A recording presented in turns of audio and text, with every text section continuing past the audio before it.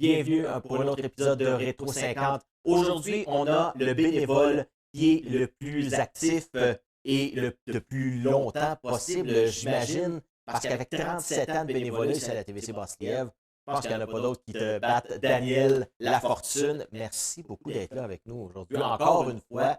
Et puis, on dirait que le mot retraite de la TVC, ça te tente pas. Ben, ça s'en vient parce que j'ai beaucoup d'occupations à l'extérieur, que ça va de la région ici et aussi jusqu'à Québec parce que j'ai un condo que je loue là-bas. Puis j'ai un pied à terre, disons, à Québec. Et, donc, le temps ici dans l'Outaouais, il est Comptez. contingenté et compté, oui, c'est ça.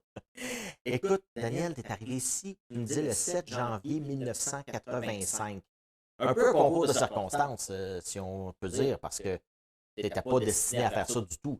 Absolument pas. Moi, j'étais enseignant. J'ai été aussi 38 ans comme enseignant. Et j'étais seul à l'époque et je vivais en copropriété. On était les premiers un peu dans la région ici à vivre ensemble. J'y vivais avec un plus jeune que moi, Charles Morin, pour le nommer, qui est devenu directeur dans les écoles primaires du secteur de la Lièvre. Et lui avait fait des études en technique de communication, il était très habile avec la caméra et tout ça. Puis il me disait qu'il commençait à faire des émissions ici. Puis je pense qu'il avait été engagé comme animateur. Donc, moi, il voyait que j'avais beaucoup de connaissances au niveau des arts, de la culture et un très grand intérêt et un attachement. Et c'était connexe à ma formation d'enseignant en arts. Donc, il me dit, ça ne tenterait pas, toi, de faire une émission sur les arts? Alors, tout ça a commencé le 7 janvier 1985. Ça fait déjà 37 ans de passé. Et à l'époque, les images, il y en avait très peu, même si c'était de Oui. la télévision. Mhm. On faisait ça, on parlait plus qu'on montrait. Et puis, les émissions, c'était d'une durée comme celle-ci, d'une demi-heure. Alors qu'à un certain moment donné, on a coupé, arrivé avec des capsules chroniques de 5, 6, 7 minutes, ce qui existe encore actuellement. Eh bien, ça a été une belle école d'apprentissage du milieu de la télévision à l'arrière et aussi devant. Aller à la rencontre des gens et de les faire parler sur des phénomènes qu'ils ont développés au niveau des arts et de la culture dans la région et même plus loin que ça, des gens qui sont venus de la région de Montréal et d'ailleurs aussi au Québec. Écoute, le 7 janvier 85, est-ce que ça s'appelait le Cahier des Arts? Ou Oh, l'émission? Parce que c'est ce que j'ai trouvé là, pour l'instant. Là, il me reste encore beaucoup de choses à explorer. Mais Euh, c'est. peut-être que c'est arrivé un peu après 1985, je ne me souviens pas. Peut-être que c'était une chronique c'était le cahier culturel, peut-être.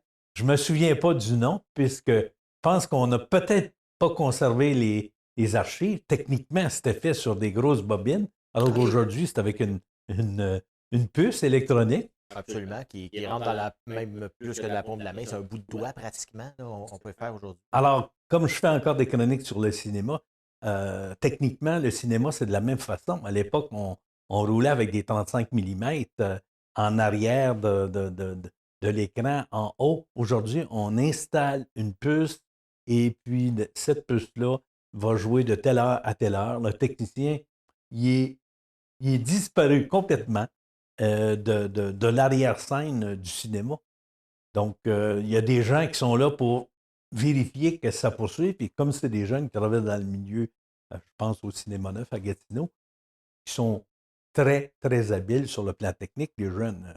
Moi, je suis un dinosaure. Si je compare comment ça fonctionne, je ne le sais pas. Moi, j'aime mieux parler, euh, esquisser sur différents aspects du cinéma. Tu n'as jamais été vraiment techno à ce Ah point-là non, de la non, puis technologie. pas qu'à ce point-là, j'ai jamais été techno. Euh, je suis capable d'ouvrir un ordinateur, aller chercher mes courriels très facilement, mais parfois, il y a comme un blog ou non, mais Un bug. un bug, vous voyez, juste les mots. Et là, je m'enrage et j'ai besoin de quelqu'un parce que ma conceptualisation de la technique et de la technologie est complètement déficiente. Puis à mon âge, 70 ans, c'est impossible que ça d'aller chercher. J'ai pas une pensée, une intelligence qui est dans ce sens-là. Hmm. On revient justement aux arts. Tu disais que bon, il fallait parler beaucoup. On avait quand même 28 minutes à couvrir, 28-30 minutes à couvrir. À un moment donné aussi, il n'y avait pas de télésouffleur à l'époque, si je ne me trompe pas, quand tu as commencé. Tu faisais ça ad lib, pratiquement. Tu savais où tu t'en allais, mais ça peut arriver qu'à un moment donné, il y a des bugs aussi là, dans ta parole. Est-ce que c'est arrivé justement d'oublier, d'échapper un mot, d'oublier un nom d'artiste, par exemple? Bon, ça a dû arriver. J'ai pas, en fait, de mémoire où ça a été dramatique. Cependant, comme c'était vraiment verbal, on apprenait avec l'heure, la durée de l'émission, à en dire un peu plus ou un peu moins. Mais si je me souviens bien, on parlait très rapidement parce qu'on voulait tout dire. Mais en télévision, on s'aperçoit très rapidement que ce n'est pas nécessaire de tout dire. L'important, c'est d'aller vers ce qui est le plus important et esquisser l'intelligence des spectateurs, des téléspectateurs, pour que cette partie de l'art et de la culture, ça les intéresse. Parce que le but, éventuellement, c'est de faire un peu genre la promotion de ces films-là pour que les gens s'y intéressent, pour qu'ils aillent les voir, voir ces œuvres-là. Te souviens-tu d'œuvres que bon, tu as été voir de nombreux spectacles, des films et compagnie? Quelque chose, un qui t'a marqué en particulier, puis qui a fait en sorte que ta vision peut-être a changé un peu du domaine? Elle a changé, oui. Moi, je me rappelle à l'époque, en 85, 86, 87, j'allais jusqu'à 4 fois par semaine au Centre national des arts. Oh mon Dieu! Voir, je n'ai vu, je n'ai mangé de la culture. Et à cette époque-là, bon, c'est André Brassard au début. Et le second qui va venir, que je me souvienne, c'est Robert Lepage. Oui. Le grand Robert Lepage. Et je me souviens de sa vision du théâtre. Et lui avait carte blanche au Centre national des arts pour pour créer et amener les gens à avoir une vision. Exemple, je ne me souviens pas tout à fait du titre, là, mais ça touchait quelque chose de très actuel, la communauté autochtone. Oh. Et tous les comédiens, bon, c'était des comédiens blancs à l'époque, qui jouaient des autochtones, donc maquillage et tout ça.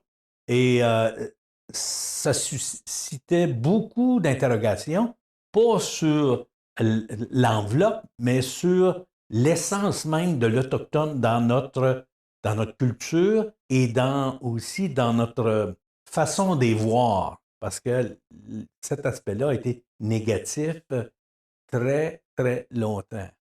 Même encore aujourd'hui, bon, on ne pourrait pas refaire un spectacle comme ça.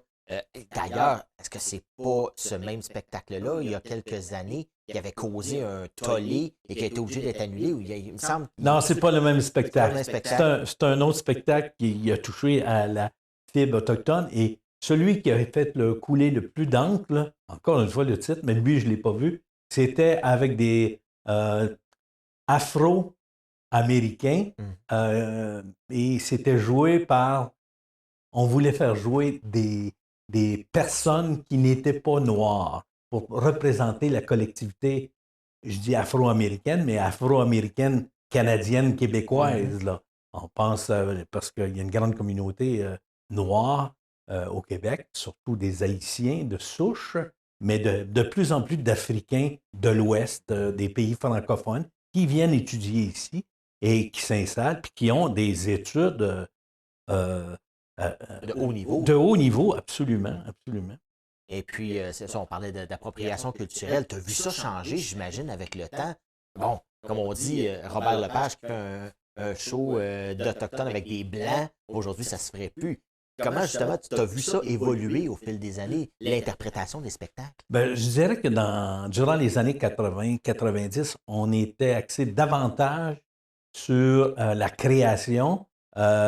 l'appropriation de la culture des autres pour aussi s'identifier à la nôtre. Mais malheureusement, il y a eu ces groupes singuliers qui se sont, je dirais, ligués contre cette appropriation culturelle et on retourne beaucoup en arrière. Tu ne peux pas parler des Afro-Américains ou des Afro-Canadiens si tu ne l'es pas, puis tu ne peux pas parler des Amérindiens si tu ne l'es pas. Et pourtant, il y a beaucoup de gens qui ont beaucoup d'affinités, qui ont beaucoup aussi d'amitié et qui veulent faire la promotion de ces cultures-là, à même la culture québécoise. Puis ils peuvent pas à cause justement, bon, dans le temps, on se catégorisait pas de vraiment, bon, on faisait le spectacle pour faire le spectacle, et c'est tout. Aujourd'hui, il faut penser à la réaction des gens.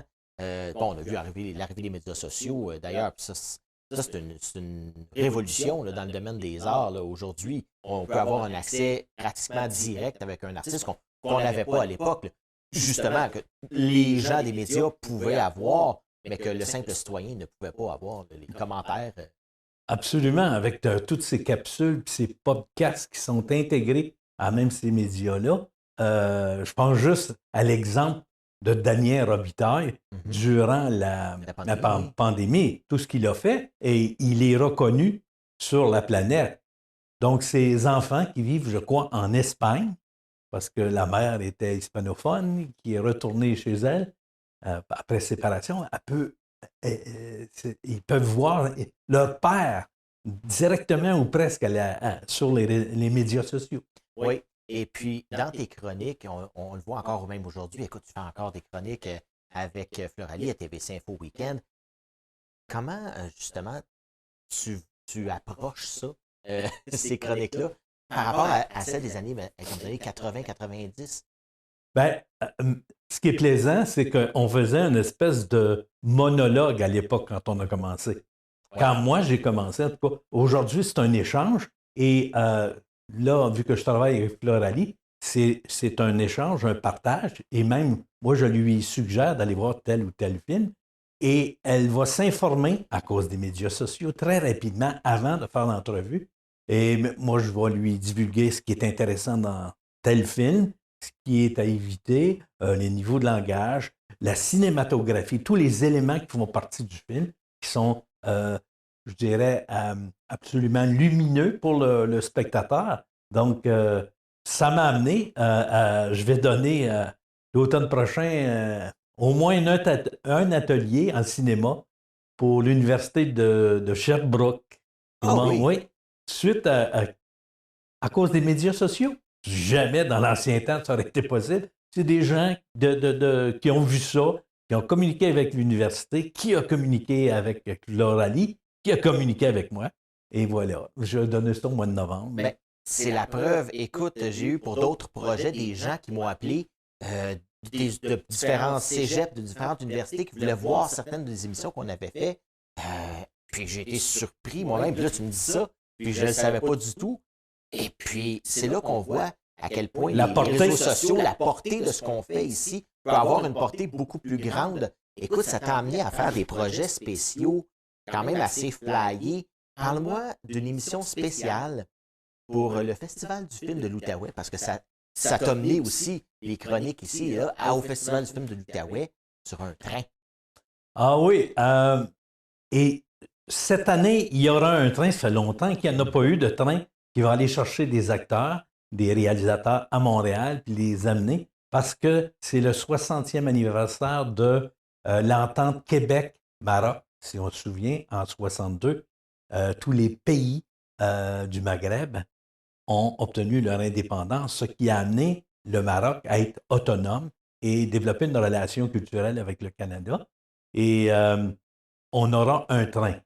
Et à l'époque, ça, c'est avant le scandale des commandites versus Jean Chrétien. Là, il y avait beaucoup, beaucoup d'argent qui était investi dans le festival parce que Jean Chrétien, on le sait peut-être pas, c'est un grand amateur, un fervent amateur de cinéma. Ah oui, oui, il venait à tous les ans ou à tous les 2 ans, même comme premier ministre.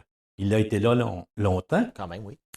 Donc, il y avait de l'argent pour que Via Rail amène un groupe. On partait de l'autobus de Ottawa, on allait jusqu'à Montréal, à la gare centrale. Gare centrale. Et là, on embarquait avec les artistes. Et puis, moi, j'ai fait des entrevues, entre autres, avec Karine Vanasse, qui était très bonne, avec Denise Filiatro, qui a toujours ce côté un petit peu... c'est raide. Assez raide, oui, punch, hein? oui. Alors, et ça, on a fait ça quelques années. Et moi, j'amenais mes étudiants, parce que j'ai eu des étudiants en théâtre longtemps et en cinéma pendant quelques années. Je les amenais toujours au festival parce que moi, je crois dans la culture comme outil pédagogique. Et encore, j'y crois énormément. Et petit à petit, ça m'a amené personnellement aussi, puisque je fais partie maintenant du conseil d'administration du Festival du film de l'Outaouais, à traverser l'Atlantique parce que le Festival du film de l'Outaouais a, je dirais, un petit frère, c'est le Festival du film d'Angoulême. Angoulême, qui est près de la Charente, tout près de Bordeaux. Et ce petit Festival du film-là a pris son envol. Je l'ai vu grandir. La dernière fois que je suis allé, là, c'est le ministre de la Culture qui était là, 5000 personnes dans la rue, dans une ville de 45 000 de population, parce qu'il n'y a plus de siège pour les films. Alors, ça m'a amené à poursuivre ce regard et cette mission culturelle. Et ça m'a amené à un autre, c'est le Festival de Saint-Jean-de-Luz, qui est dans le Pays basque. Donc, j'ai développé des relations avec des gens de ces deux festivals-là. Et puis, ça se poursuit. Parce que c'est là qu'on voit, bon, tu parlais de conférences pour l'Université de Sherbrooke, c'est là qu'on voit que la TVC, ta partie d'ici, ça a changé en grande partie ta vie. Là. Ben, ça l'a, en tout cas... ça t'a amené à d'autres... Ça l'a orienté mon futur dans une certaine et même une grande mesure parce que si je retourne en arrière, je me demande comment ça se fait des amis. T'aimes ça le cinéma? Ben, c'est quand j'avais 7 ans, puis on avait la télévision en noir et blanc, et puis j'ai vu The Wizard of Oz à la télé, puis ça m'a... j'en rêvais comme c'était beau. Alors, c'est un grand film, ça, The Wizard of Oz, 1939, en noir. On l'a vu en noir et blanc, mais c'était en couleur. C'est un des premiers films en couleur. Ben, cette passion-là, on a fait que se bonifier d'année en année, de film en film, et de décortiquer chaque élément de la cinématographie. C'est un plaisir pour moi. J'ai une conjointe qui vient avec moi tout le temps. Ben, comment ça, t'as pas aimé ça? Ben oui, ben, j'y retrace les éléments qui sont, à mon avis, moins importants, sur lesquels le réalisateur a peut-être moins mis l'emphase. Parfois, c'est les dialogues, parfois, c'est l'absence de réflexion. Alors, c'est pour ça que le cinéma américain, je suis moins porté à aller voir des films américains parce que c'est moins une œuvre d'art que plutôt un produit, et avant de le dire culturé, un produit industriel qui veut se faire vendre des images de consommation et puis ramener des sous. Un fast-food pratiquement culturel, si on veut dire. Oui, c'est bien dit ça. Écoute, d'un autre côté, bon, tu étais enseignant, tu en as mentionné plus tôt. Tu as animé aussi une autre émission qui s'appelle le CSCV t'invite. Pendant quelques années? 9 ans. 9 ans de temps. Qu'est-ce que tu aimais dans cette émission-là? Pour la faire 9 ans de temps, il faut aimer quelque chose. Surtout, je rappelle que tu as été bénévole tout le temps. Là. Tu me disais que tu n'avais jamais été payé en 37 ans. En fait, la CSCV t'invite, je fais une parenthèse, j'ai été payé. Ah, OK.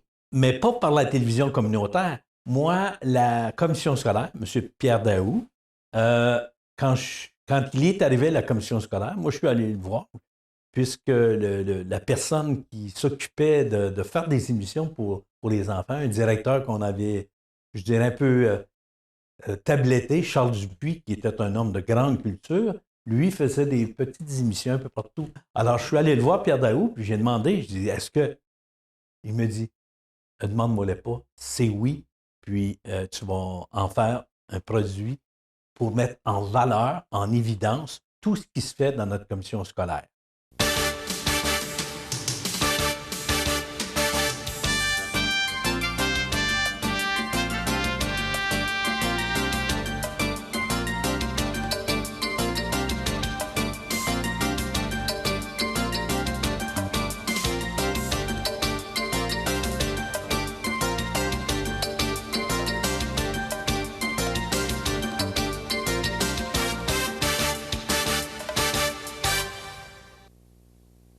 Daniel Lafortune pour la CSCV t'invite. Aujourd'hui, nous sommes à Notre-Dame-de-la-Paix, à l'école centrale, où nous rencontrons la direction scolaire ainsi que les membres de la communauté pour prévoir un partenariat entre le milieu scolaire, le milieu municipal ainsi que la communauté pour le maintien de l'ouverture de cette école. Tout ce que est là, donc moi, ma tâche d'enseignant a été diminuée d'à peu près 30 %, donc moins d'enseignement. Pour de faire ça. Oui, pour faire une émission je me souviens pas, je pense que c'était 15 minutes. Je suis pas sûr. Si je me souviens bien, oui. 15 minutes, puis j'écrivais un article dans le journal local. Et puis, j'ai fait ça 9 ans, puis M. Daou a été, je dirais, mis un peu de côté. Il est devenu directeur adjoint à l'école ici, Saint-Laurent. Et son remplaçant m'a gardé pour 2 ans, mais lui avait une vision haute et différente d'agent de communication pour la commission scolaire. Et moi, j'avais des fortes lacunes au niveau informatique. Je l'ai encore, je n'ai parlé tout à l'heure. Et donc, le secrétaire général, M. Bellavance, qui est encore là d'ailleurs, qui est directeur, mais qui a un mandat, lui m'a remplacé. Donc, on m'a remis dans les classes. Et puis ça m'a amené, il y avait la réforme scolaire. Donc, de 2000 à 2007, je suis devenu porte-parole de l'art dramatique pour l'Outaouais lors de l'écriture du programme. Et bon, j'ai fait un tremplin. On m'a amené à donner de la formation dans plusieurs régions du Québec. Donc, c'est une carrière. Tout ça est beaucoup à cause de la télévision, qui était juste un petit outil à côté, qui est devenu aussi une passion. J'ai une expression souvent, puis Jean-François et Jeanne-Sophie qui étaient là à l'époque peuvent le dire. Et avec un geste, tout est dans tout. Je faisais souvent ça. Parce que ça a vraiment l'air, je t'écoute parler depuis tantôt, et puis c'est vraiment ça. C'est un amène à l'autre, qui amène à l'autre, qui amène à l'autre. Et puis souvent, puis même là, ça devient tout azimut depuis quelques années à cause des médias sociaux, on en a parlé. Justement, tu parlais de 2000 à 2007, j'ai une petite photo, j'ai trouvé ça. Daniel, si je ne me trompe pas, ça c'est au 30e anniversaire, c'est en 2002. Donc ça devrait être au 30e anniversaire. Toujours le même look, Daniel, t'as pas changé. On te voit, puis même je te voyais dans l'émission que j'ai trouvée, c'était en 1990, le Cahier des Arts. Et puis, même chose, lunettes, moustache, on ne change pas de formule gagnante. Je ne sais pas, moi, ça vient peut-être, mon père n'avait pas de moustache, mais mon grand-père, qui est une figure paternelle pour moi, mon grand-père, on parlait des Autochtones, était métis. Alors, lui avait une moustache, il a toujours une moustache, puis comme c'était ma figure paternelle la plus importante, ça doit venir de là. Influencé de là. Alors, ce soir, on vous parle de théâtre avec la toute nouvelle production du théâtre du Trillium, Soirée bénéfice pour ceux qui seront là en l'an 2000. On vous parle aussi de danse, Momix. Alors, Sylvie sera ici tantôt pour nous parler de cette troupe. Écoute, Daniel, il y a d'autres projets ici et là qui s'en viennent. Pour toi, bon, tu parlais que peut-être ça se terminerait. Tu as été quand même aussi, en parlant d'autres projets, tu as été président aussi du conseil d'administration. Tu es vraiment impliqué. Quand je parlais d'un bénévole impliqué et des plus constants, ça a été vraiment une partie. Comment tu as aimé ça, justement, aller à l'autre niveau? Bien, ça m'a permis d'avoir un regard différent sur ce que c'est une télévision, ce que c'est surtout une télévision communautaire. Et personnellement, l'aspect administratif, je l'ai fait. Bon, il y avait un gros passage parce que l'ancien directeur qui était ici 45 ans. 40 quelques années, lui, s'amenait vers la retraite. Donc, moi, j'étais là quand on a fait le passage à un nouveau regard sur la télévision communautaire. Ça, j'ai aimé ça de faire ça, cet aspect-là. Et puis, on a même changé la grande remorque avec tous l'équipement. Oui. J'ai même participé à l'achat d'une mini-voiture parce que techniquement, on a moins besoin de matériel. Absolument, absolument. Et on le regardait, je l'ai regardé avec Jean-François, avec Daniel Didier aussi. Eh bien, c'est justement, aujourd'hui, on est capable de tenir un studio de télévision dans notre main. littéralement, on a un appareil ici qui permet de faire ça. Et puis, justement, de passer de cette grande remorque et tout ça, avec des gros camions à une petite voiture. Aujourd'hui, on a une Ford Focus qui est tout petite, un petit modèle hatchback. Puis, on n'a jamais vraiment eu de problème à se déplacer, à aller faire nos captations ici. Justement, de voir cette technologie-là évoluer, ça doit quand même être intéressant, justement, pour toi. Ben, ça a été, encore une fois, une école d'apprentissage sur l'aspect technologique, parce que c'est loin d'être mon point fort.